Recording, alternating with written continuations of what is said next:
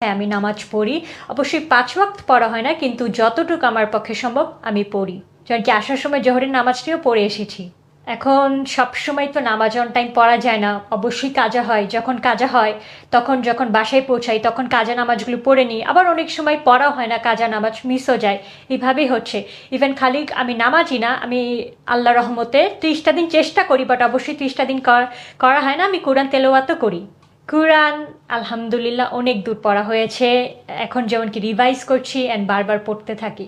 আলহামদুলিল্লাহ আমার বাসার সবাই হাজি, সবাই হজ করেছেন। আমি নিজে যেমন উমরা করেছি। সো আপনি বুঝতেই পারছেন আমার ফ্যামিলি হচ্ছে রিলিজিয়াস প্লাস ইন্ডিপেন্ডেন্ট, অ্যান্ড তারা এমন না যে কেউ কাউকে ধর্ম দিকে জোর করে বা এমন কিছু। তারা স্বাধীনতাটাকে খুব বেশি প্রাধান্য দেয়। যেমন আমি আমার মতো স্বাধীন, তারা তাদের মতো স্বাধীন। তারা তাদের কোনো উইশ আমার উপর ফোর্স করে না, আমি আমার কোনো অপিনিয়ন তাদের উপর ফোর্স করি না। এটা হচ্ছে সম্পূর্ণ আমাদের একটা ফ্যামিলির ব্যাকগ্রাউন্ড ভ্যালিউস বলতে পারেন। আমার ফ্যামিলি লাইক একটা ফ্যামিলিতে যারা হয়, এর মধ্যে যারাই হয় না কেন সবাই হাজি, including my mother, including my father. জি, আমি উমরা করেছি।